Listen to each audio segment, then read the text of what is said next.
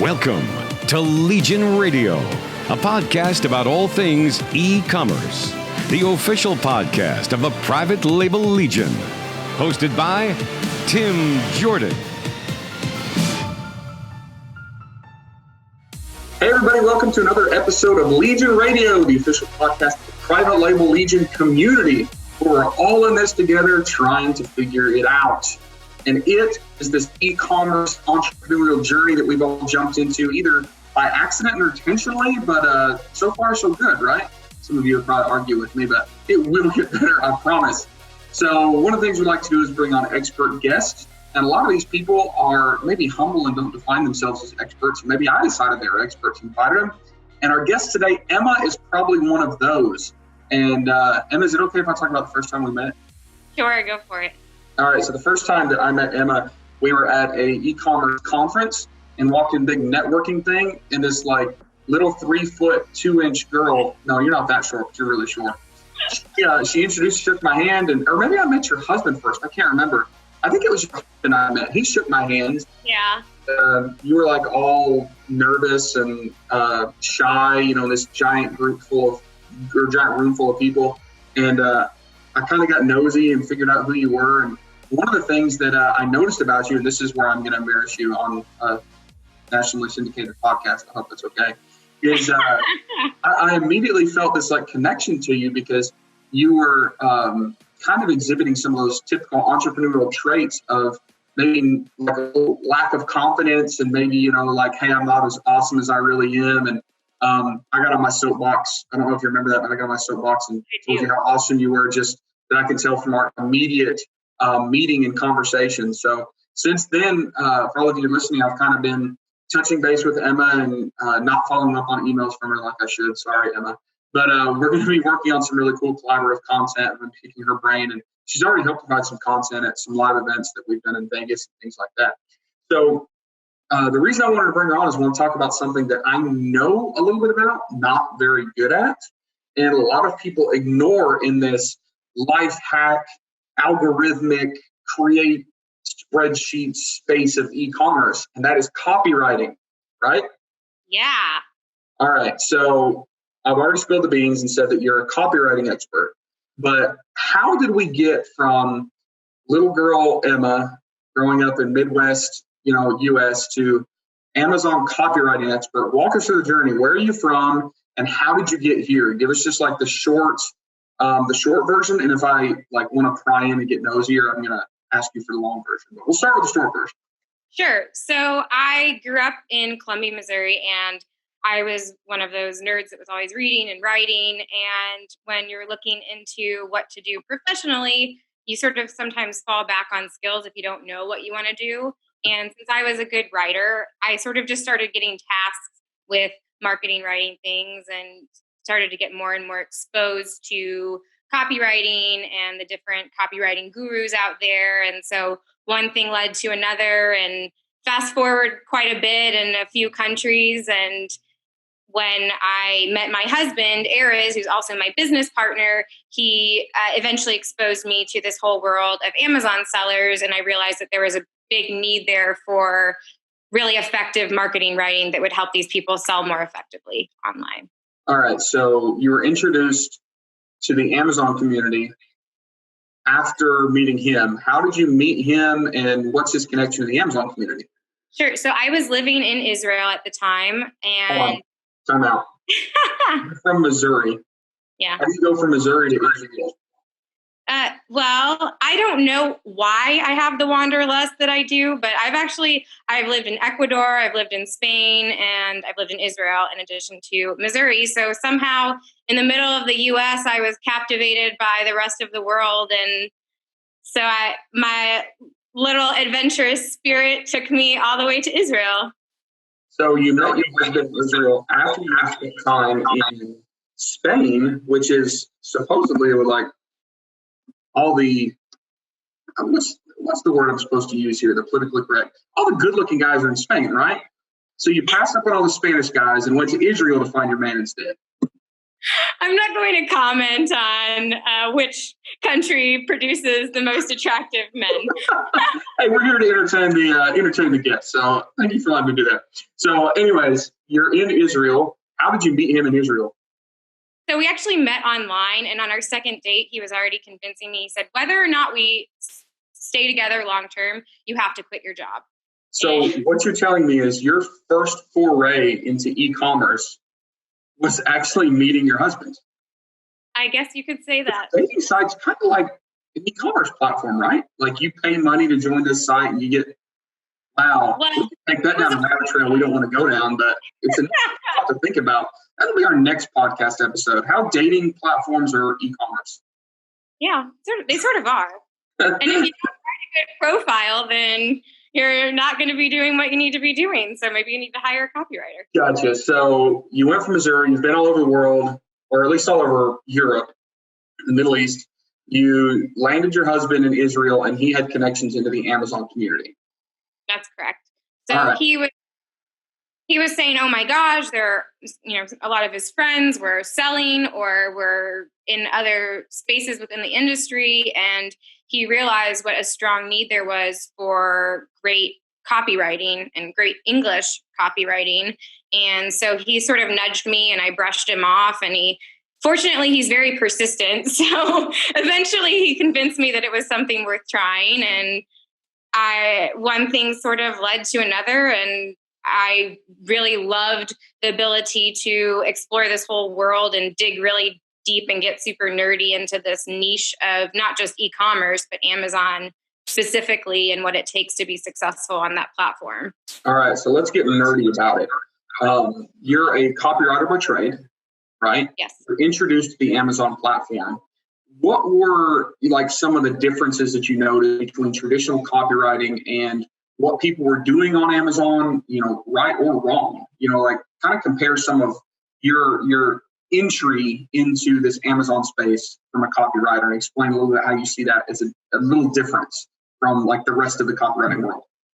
Sure. So Amazon in some ways really pushes your creativity because it shackles you to have to abide by certain types of rules that you don't otherwise need. If you're on your own website, you can format things however you want, and you control the entry point and you control what people are looking at first, but if somebody's looking at mobile versus desktop, they might be seeing different parts of your listing in different order. And so that is going to affect things. But then you have character counts, you have SEO to be very mindful of, you have all of the different rules of what you can and cannot say on Amazon and in different sections of Amazon. So it becomes not just a creative pursuit, but also in some ways like a puzzle where you're needing to fit in important words and phrases. And then also just something that you have to have a lot of boxes that you're checking to make sure that you're doing everything correctly.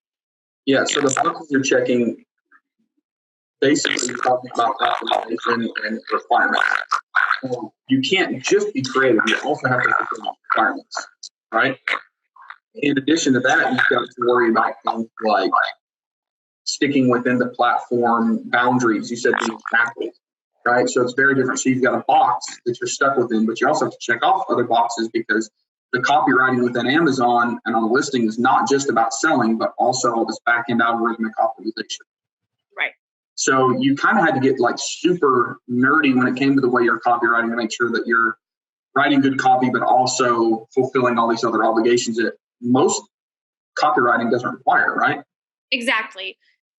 Overall, if you're doing anything online, you need to be mindful of SEO, but it's very different when you're working with the A9 algorithm and what you're needing to do for an Amazon listing versus just a regular website. And so it does require a much more analytical mind than standard copywriting might. And also just staying very up to date because Amazon can just change so quickly with how they're doing things. There was a freak out a few months ago about the title requirements and Amazon starting to really crack down on the different title lengths. And there was a great divide between the different categories. So some categories weren't being affected at all, whereas others were having to cut their their titles by 75%. So it's always changing. So it gets super technical. So let me ask you this. When you're looking at other people's listings and other people's copy on their listings, specifically on Amazon, from your copywriter point of view with an understanding of how the algorithm works, what are some of the biggest mistakes that you see Amazon sellers making while they're writing their listings? So I think the first one relates directly to what we were just talking about, where you can either go to one extreme or the other. So where you're only thinking in terms of SEO and you're maybe cramming in a ton of keywords, but you're not doing anything to appeal to the end customer, which ultimately they're the one that's making the purchasing decision. And if you're not appealing to them, then you're not really achieving your end goal. But you can also go to the other extreme where you're simply writing pretty language, but you're not including any of the keywords that you're supposed to be using. And maybe you're just assuming that you would do that naturally when you're writing about your product, but you might be missing out on huge opportunities or just important words that you should be indexing for that you're not, because you didn't do the proper keyword research. I think there's also just the assumption that nobody reads anymore. And while that might be true in some cases, there's still lots of people are reading, or they're reading for specific things. So making sure that you're including all of the information that somebody would need to be able to make a purchasing decision is super important. Making sure that you're really helping to communicate why these different facets of your products are actually benefits. So making sure that the people that you're interacting with are understanding how this particular product is going to benefit them and their lives. And especially if you're selling something that can look very similar to a lot of other products, that's really your opportunity to help you differentiate yourself and make sure that they understand that this particular item is the best item and not those other 5 competitors that are advertising on your page. Yeah, so that's interesting. I want to talk about that a little bit. Because right now it seems like a lot of the users on Amazon, the buyers, are mobile. And you even see that like the mobile view of listings isn't really catering towards the copy. It's very, very picture focused. It's very, very title focused. And sometimes, especially in certain categories, Amazon is even showing like other recommended products before it even shows the descriptions and bullet points of your product. So I know a lot of people are thinking that the copy is not important, but it sounds like what you're saying is maybe people aren't initially looking at the copy. They first look at a listing, they're not immediately scrolling down the description. But after that initial this seems interesting, do you think that's the point that they're diving more deeply into the copy to really think about, like you said, making that buying decision? So are they there to gather more data? Should that be the objective of our listing writing? To answer the question they have, or to get them pumped up and excited on initial view, or is a little mixture of all of it? I think it should be all of it, because really there's not one type of buyer. So there's the purchaser that's going to look at the reviews and they know that it checks, they're looking for a microphone and it's the highest rated microphone, and they're not going to do any more research than that. Then there are other people that they know the certain details that they might need, the specific specs. Maybe they need something that's very lightweight because they do a lot of recording on the road, or maybe they need something that's multi-purpose and they can also use for live events. And then you have people that maybe they are starting their very first YouTube channel, and they're so excited about that and all the potential. And so you actually have an opportunity to really connect with them on that point and get them even more pumped to understand that this is the product for them. And so you want to make sure that you're appealing to all those people. You also have the visual buyers who are just sort of scrolling through pictures. And so pictures are also a great opportunity to really be appealing to those people and making sure that they're getting the benefits. Because if you're just giving them blank lifestyle images that don't have any text, you're essentially allowing those people to interpret them in any way you want. Whereas if you include some persuasive copy into those images, suddenly you're really focusing them on what you want them to get from that image, and maybe even re-emphasizing a benefit that they wouldn't otherwise see. So for the skimmers, you want to make it easy for them to get the information that they want. For the people that are more emotional buyers, you want to create an opportunity to build that emotion and excitement. And for the people that are just sort of skimming, you want to make it so that they're having as many different opportunities to pique their interest and then hold their interest as possible so that they might make an impulsive purchase. Do you think that there's a difference in the depth and complexity needed in running copy listing based on the price point of the product? Meaning if it's a $12 little impulse purchase, we can basically throw up something funny or witty and try to get a purchase. But if it's a $300 podcast microphone, we really have to get very specific and detailed. I think there are a few different factors you want to consider. So one is, are you trying to create a brand? And if you're trying to create a brand, then you really want to be focusing on the identity of that brand and how you're going to be interacting with your customers and the kind of vibe that you're trying to create with them. Because, for example, this microphone, even though it might be a more pricey purchase, they can still have a sense of humor and they can still be witty and sarcastic, and it doesn't take away and diminish from how serious they seem. They're just appealing to a certain type of person that maybe has a more sarcastic and quirky sense of humor. There's other things to consider. Like recently, there have been some articles coming out about safety issues. And so even if you're selling a product that is relatively cheap, you still want to make sure that you're communicating that you're a reputable and trustworthy brand. So something like as simple as making sure that everything is grammatically correct is so important, because if you're showing that when you're putting your best face forward, you can't even make the effort to spell things correctly and do those sort of basic things, and you're essentially saying, well, this is when I'm trying to impress you. Once you actually need me and once you already have my money, what's going to happen then? So there's a trust building there that you want with any type of product, whether it's a $12 product or a $300 product. Did that answer your question? Yeah, it did. It probably raised more questions, but that's okay. That's kind of the point of this, right? So let me go back to a couple of questions I had. One is, I want to make a point on what you said about the images in copy. My understanding is that's extremely unique, and it's a great advantage we have that a lot of other platforms don't have. I know that if I'm running an ad on Facebook, my image cannot have a lot of text over it. If they have a lot of text over it, they flag it and they suppress it and they won't let you run it. Same with Google and all sorts of other places. So Amazon is one of those giant platforms that actually gives, in fact, Pinterest is now suppressing pins that are product related, not just memes and stuff that have too much copy on them. But Amazon lets us basically have free reign. So I've even seen people that use an image spot, not even for image, but just straight up copy. Just put a paragraph, put 3 sentences in there, because the skimmers are going to notice that fast, or first, I should say. So it's like a fast way to get on people's radars.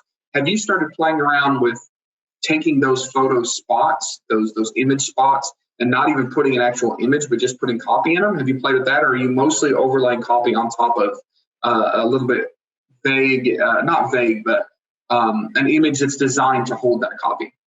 So I tend to prefer to use really images in the images. And a big part of that is also just being very customer friendly, because especially if you're on mobile, but even if you're on the computer, if you have to zoom into an image to read it, that's not a great customer experience. And it's really clunky. You kind of have to move your mouse around. It's really not that pleasant.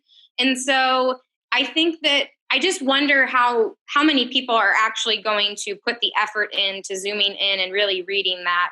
Whereas if you have, let's say, 2 or 3 points that you're trying to make in those paragraphs, why not really condense those down into a few impactful statements that you can edit into some images and then have those really make a clear argument and have a higher likelihood of being read and having an outcome from that.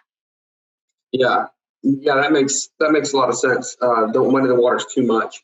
So one thing that I've noticed in a lot of what's happening on Amazon is this is not the Wild West anymore. It's a more mature seller market. A lot of people know all the tips, tricks. A lot of people, unfortunately, are selling a lot of the same products and trying to compete. So I can go to these products that I would call them saturated, but very well-known products, and all of the images look the same. Everybody's targeting the same keywords. Everybody's running the same PPC ads.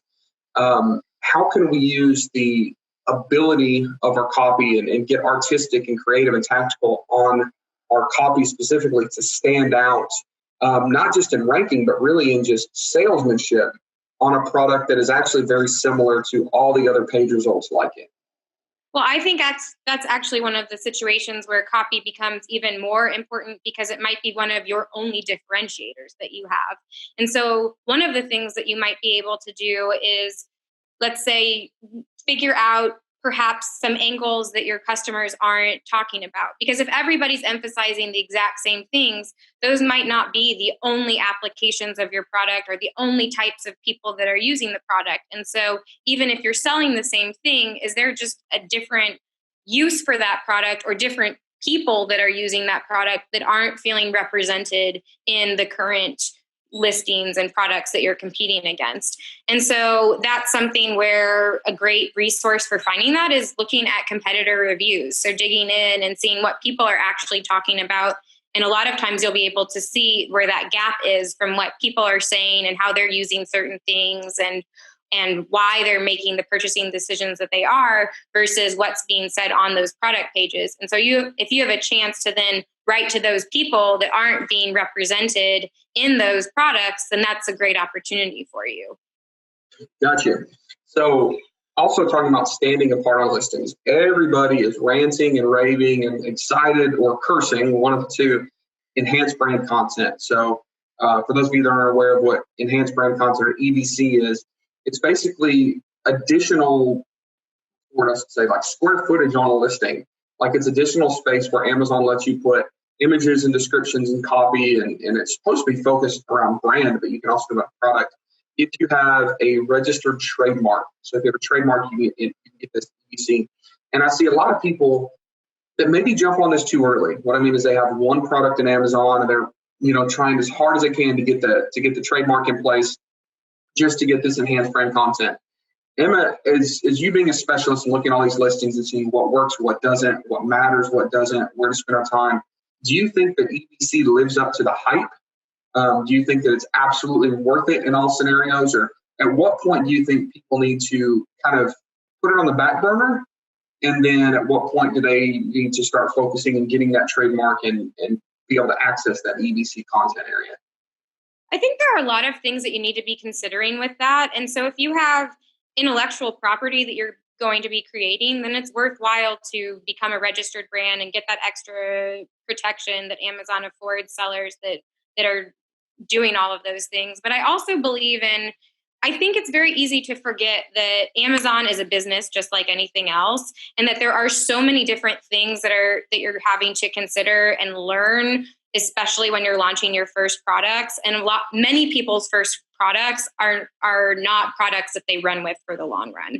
And so it's worthwhile to make sure that there's the demand that you think that there is, to figure out some of those things and make sure that this is the product that you want to be investing in before automatically just going whole hog. And, it's not only creating the EBC, you have to get a lot of great pictures. And so it becomes a much larger production that I would say might be more of an intermediate level thing to do in your Amazon business journey. All right. So I'm going to ask you a question that you probably have a biased answer of, but give us an unbiased answer. Copy is one of those things that on the surface level looks simple. Sure. Most people can write a sentence. Most people can write a paragraph. Most people can copy and paste from their favorite Facebook post. Do you think that the majority of people that are selling on Amazon can write their own copy, or do you think that it's one of those things that is undervalued as a skill and asset and people should be outsourcing their copywriting, especially on a more established listing or one they see, taking them further and needing a higher investment? What's your opinion on that? So there are a few things. One is if you really like doing something, then you should give it a shot and do it. And so a lot of that is when you're trying to decide what to outsource is it something that you enjoy doing, and is it a good use of your time? So whether or not you're good at it isn't the only criteria for whether or not you should outsource something. I do think that most people can probably do okay. However, there are certain types of tools and strategies that you can learn, or you can pay somebody that's already learned those things and knows how to use them properly. Writing it's a craft. And so it's something that the more you do, the more skilled you'll become. But I think if I could give one tip to anybody that's wanting to write their own copy, is to really spend some time thinking about who you're actually writing to. Because I think that what happens is when people are trying to do their own writing is they look at the screen and they don't think beyond that. And so spending some time before you even sit down to write and really thinking about who is it that you're selling to? What do they care about? What is it about your product that they're going to get excited about? What is it that maybe you're excited about, but they actually don't really care about or don't care about yet? And so being really clear on all of those things. And sometimes that's when it can be really helpful to also hire somebody, because they have that distance from your product. So they don't love your product. They want to help you be successful and sell to the end user and maximize that opportunity. And so when you're trying to do that on your own, it's really easy to sort of fall in love with all those tiny details and maybe lose sight of the big picture and what people really care about and what's motivating them to make that purchase. Gotcha. Man, that's a whole lot of good information. That's awesome. It's a lot to think about. And I will say that all of us in this space are entrepreneurs and we think we can handle it all. And I have learned that copywriting is not just good grammar. There's such a huge science and art behind it. And I'm not even skilled enough where I can look at a piece of copy and know, is this good or not? So here's my suggestion to all of you. If you're just firing up a product and you're just getting launched and don't want to make a huge investment, you can probably do a lot of copy yourself, but learn. All right. This isn't just to throw spaghetti at the wall and see if it sticks. Like, actually find some resources to make sure that you're at least putting a little bit of educated effort into it, because there is an art and science. There are a lot of free resources on how to, write good copy and stuff like that. But I would suggest, just like anything else, if you are advancing on your listing, if you're, got a product you've invested a lot more money into, if you want to take it up a notch, go ahead and outsource it, because outsourcing really good listing copywriting is not that expensive, and it can have a huge impact. I mean, what if you made just a difference of 5% on your conversion rate by good copy? Multiply that by how many products you were selling, and space that over a few months and see if it was a good investment for you. I've gotten to the point where I'm realizing that I know less and less than I thought I did, and I'm not as expert on a lot of things that I thought I might have been decent at. So I'm a big advocate of outsourcing. But again, we can't all afford to outsource this immediately. So just make sure that you're not just taking a stab in the dark. Find some resources, do some homework, make sure that you're at least putting an educated effort into what you're doing if you're going to freelance it yourself, because there is a lot more behind this and to this than we initially think a lot of times. Would you agree with that, Emma? Yes. And I would say also use the resources around you. So talk to other people. I think especially in this e-commerce world, it's so easy to sort of fall back and do everything in isolation. Have friends and family read what you write. Talk about it with other people and see when their eyes start to glaze over and when they're getting really bored, or when they're like, oh yeah, that's interesting. Or when you're talking about something that they don't understand. And then maybe that's a point that you assumed everybody knew, and you need to explain that a little bit better. So real life humans can be such a great resource. Amen. So and that's a big quote unquote, if somebody were looking to outsource, I know that you are a good option for them, at least someone to look at. My understanding is they can contact you through the website marketingbyemma.com. So www.marketingbyemma.com. Y'all go to her website, check out what she's got. I know she's got some packages that she offers for like single listings and stuff like that. And she can also do larger projects for you that you can quote. I like Emma. That's just my personal opinion. Y'all check her out, give her a shot if you're at that point you need to outsource. And keep an eye out, because Emma's going to be helping us with some other content to help you guys, just like this podcast. Free information, you can't beat free. Emma, any other last parting words of wisdom that you want to share before we sign off? I know we're stretching out our time a little bit, so our listeners are going to get that glazed over look you were just talking about if they're not careful. Hopefully not. No, I just really think it's important to think there are humans here. It's so easy to get caught up in the numbers and in all of the analytics and everything like that. But really taking the time to think about who's purchasing and being very clear on that. Because whether you're outsourcing it or whether you're doing it yourself, that's something that you need to know and you need to understand, so that if you're outsourcing it, you know whether somebody's doing a good job of it. And if you're doing it yourself, then you know really where to be focusing your attention and efforts. Yeah, agreed completely. So, again, marketingbyemma.com. Check her out. Emma, thank you so much for being on. Those of you that are listening, if you have any questions and you're watching this on YouTube, post in the comment section. If this is a Facebook post where you share this, post in the comment section. If we have any questions, I'll hit you back. If I don't know the answer, I'll hit up Emma and make sure that she answers back. Lots of free resources there. If you're on YouTube, make sure to smash that subscribe button. That way you get notified for new podcast episodes and other content that we put out. If you're listening on Podbean, or there was another one we found out today that a lot of people listening on, I didn't even know existed. I don't know the name of it, but if you're listening on that one I don't know about, make sure to subscribe to the channel. Of course, iTunes, Google Play, all those good things. Make sure to subscribe so you're getting notified. Thank you again, listeners. Thank you again, community. I love all of you. I appreciate all of you that are part of my journey as well, because it's been a lot of headaches. It's been a lot of stress at some points, but generally it's been an amazing journey. It's been a lot of fun. Seen some really cool successes, and couldn't do that if it weren't for community and friends and mentors and people that help share this content really out of the goodness of their heart and about their what's one looking for, the abundance mentality that they have. So I'm going to get off my soapbox and sign off. Thank you again, Emma, for being part of this, and we will catch you guys on the next episode. Thank you. You've just wrapped up another episode of Legion Radio, hosted by Tim Jordan. Past episodes, links, and show notes can be found at privatelabellegion.com.